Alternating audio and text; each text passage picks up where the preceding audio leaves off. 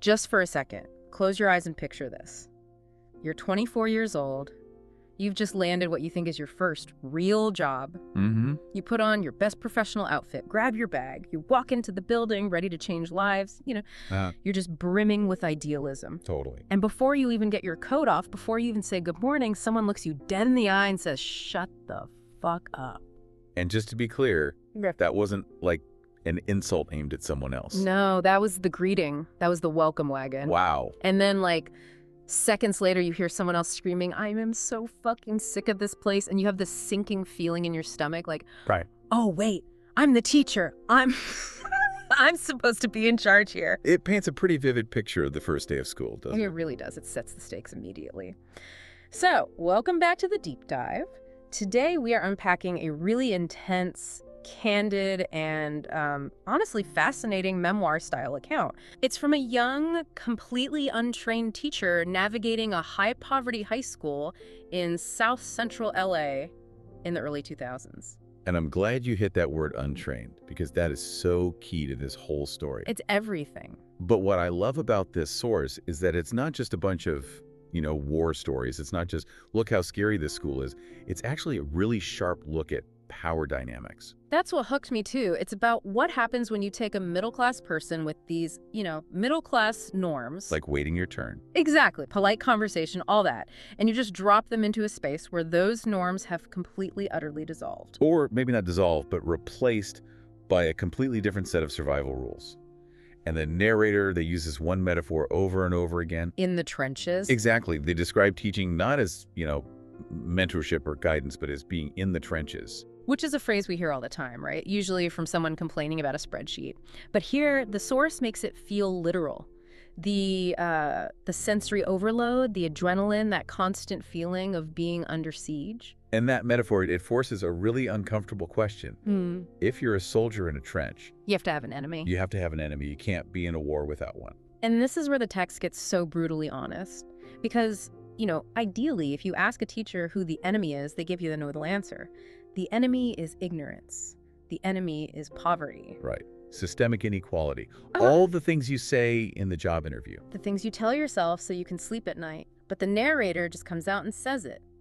In the day-to-day reality of the classroom, the enemy, it becomes the students. Which is such a heavy thing to admit. It is. You go in there to save them, to help them, but they become the antagonist in your own story. Well, it's human nature, right? The source makes this great comparison to parenting a toddler. You love them more than anything, but at 3 a.m. when they're screaming, in that one moment, they're the enemy. Right. Now multiply that by 30 teenagers who don't love you and who actually see you as the enemy. And they have a very specific weapon they use in this war. Language. It's language. It's a revolt against the overlord teachers.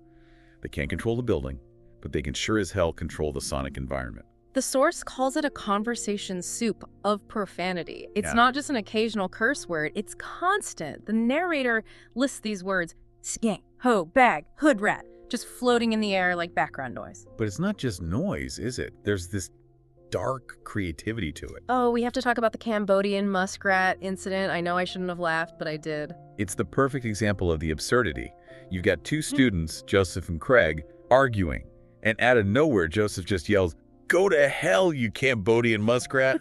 And the punchline, which the narrator points out, is that neither of them was Cambodian. Of course not. It's pure nonsense. It's like this mean, absurdist poetry. But then the teacher steps in and says something like, "That's not appropriate language." Which sounds so weak, so feeble. It's like bringing an etiquette manual to a street fight. The teacher's using a rule book the students burned years ago. And that really just highlights the training gap. That's the part that floored me. You'd think if the district knows this school is a war zone, and they do, they would send new teachers to some kind of boot camp. De-escalation psychology. You would think. But what was the reality? The narrator had no education degree. They were an emergency hire. And they got a 5-day training session in July. 5 days. And I'm guessing they didn't learn how to break up a fight? Nope.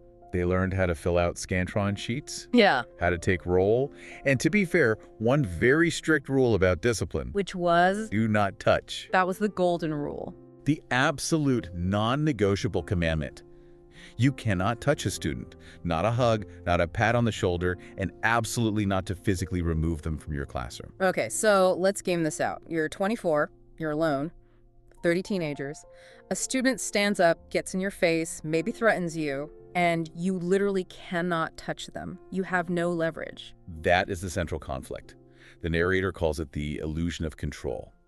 There's this one scene where a student just says, "Fuck you," with this long, dramatic pause, and then crosses their arms and just waits. They're calling the bluff. They know. They know the teacher can't do anything. They're testing the very boundaries of physical reality, and the teacher realizes, I have no plan.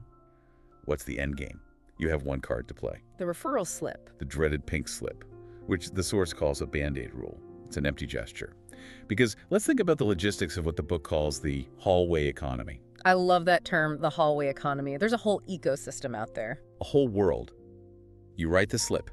Tell the kid to get out. Best case scenario, they leave the room. But they don't go to the dean's office. Why would they? They just go roam. So by kicking them out, you've actually rewarded them. You've given them freedom. Precisely. The text describes these packs of 8 or 12 kids just roving the stairwells. And here's the kicker. If security actually catches them, the guards get yelled at by the administration for bringing too many kids down. You're kidding. The deans are screaming, "We're not babysitters!" So the guards just tell the kids, go back to class. It's a closed loop of failure. The teacher sends them out, security sends them back. And nobody wants to deal with them. Yeah. Meanwhile, the administration is in this fantasy land. The narrator describes faculty meetings where the principal's just shouting about how the students are playing the teachers. Like it's some grand conspiracy. It's just denial. It's pure denial. He's overwhelmed. So what does he focus on? He pivots and yells, make sure your attendance is in by 10:30.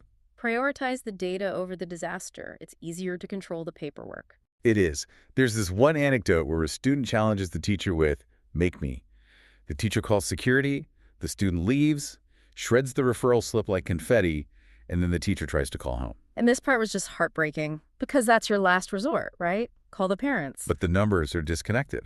Or a 7-year-old picks up. Or you get a foster mom who is so overwhelmed that you end up consoling her. It's a dead end at every turn. Every single turn. I want to zoom in on a specific case study from the source because it just perfectly illustrates how fragile this whole thing is. The story of William. Ah, yes. The fresh start. So it's January, second semester. The narrator decides, okay, first semester was a total disaster. I'm rebooting.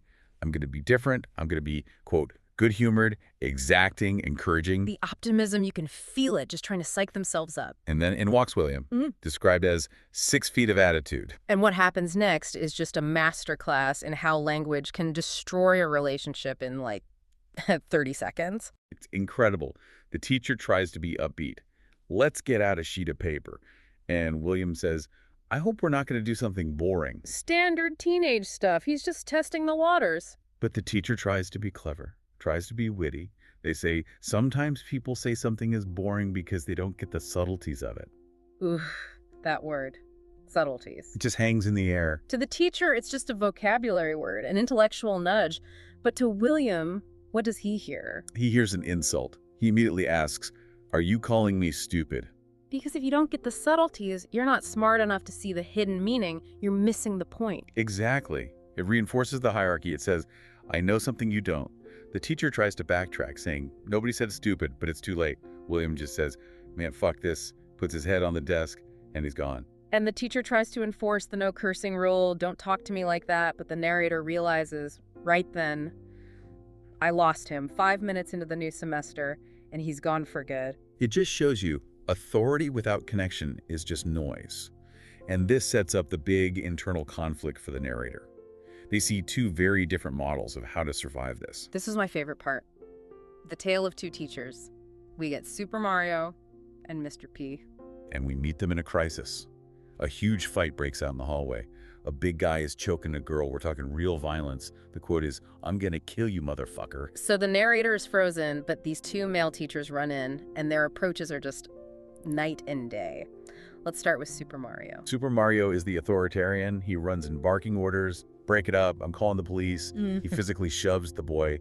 His whole philosophy is don't smile until Christmas. He believes in fear, crush the rebellion. Total domination. Yeah. But the source notes something really key.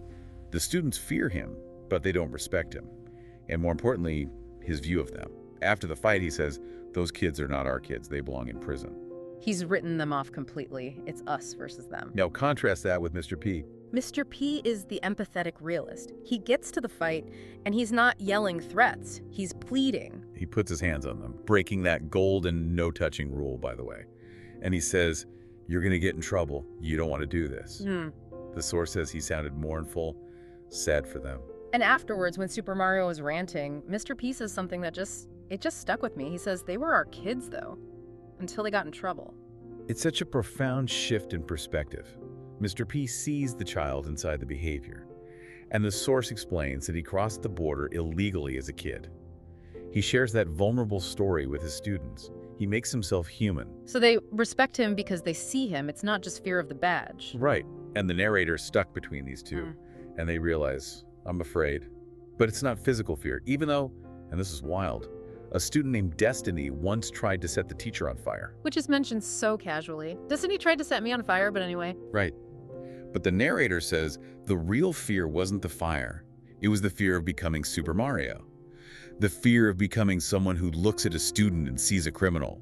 The fear that the war was stripping away their own humanity. And that leads to the pivot, the moment where they realize something has to change because this path is just rotting them from the inside out. It starts with, a look in the mirror. The teacher realizes their own internal language is getting ugly. They're thinking words like hood rat and tramp when they look at their students. It's osmosis. You're absorbing the environment. But the turning point comes from this realization about a double standard. The students curse constantly, but they are absolutely scandalized if a teacher curses. Miss, you can't say that. You're at work. Right, which implies they know there's a standard, they just don't think it applies to them. So the teacher thinks, okay, instead of policing this, what if we analyze it? This is the vocabulary box. I thought this was just a stroke of genius. How did it work? Well, first, the teacher made a distinction between offensive cursing at someone and colorful cursing, which is just, frustration or emphasis. Well, fuck you is still out, but this is fucking hard. It's data. It's treated as a linguistic choice. The new rule was, if you curse, you have to go to the box, pull out a vocabulary word, define it, write a sentence with it, and pin it to the wall. The wall of shame. That's what the teacher called it. But for the students, it became a game. They started policing each other. Someone would drop an F-bomb and 3 kids would yell, "Ooh, vocab word, go to the box." That is brilliant. It completely shifts the energy. It's not me versus you anymore. It de-escalated the war. The teacher stopped yelling.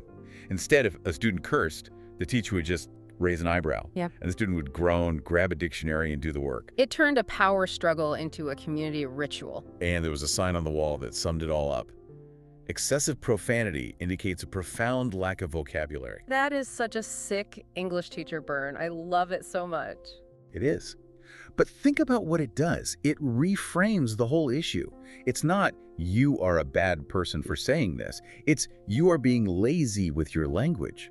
And teenagers hate being called lazy or stupid more than they hate being called bad. Oh, way more. Being bad can be cool. Being inarticulate is not. Exactly. So, okay, let's bring this all together.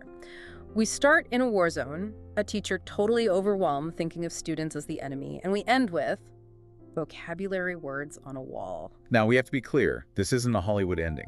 The system didn't get fixed. The hallways are still chaotic. The administration is still hiding.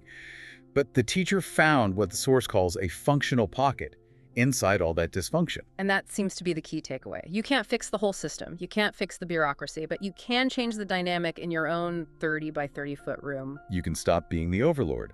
The narrator realized that as long as they tried to dominate the students, like Super Mario, the students would always revolt. The second they stopped seeing the language as a personal attack, the tension broke. It all goes back to that idea of the enemy from the beginning. Precisely. The source suggests the war only really existed because the system positioned them as enemies. They were thrown into the trenches together and told to fight. But they didn't have to. No. The moment the teacher dropped the rope in the tug-of-war, the war ended. The chaos was still there, but the hostility, the personal hostility, it dissipated. It really makes you wonder, doesn't it, in our own lives, our workplaces, even if you're not a teacher, who is the system forcing you to treat as an enemy? Is it the client? The other department?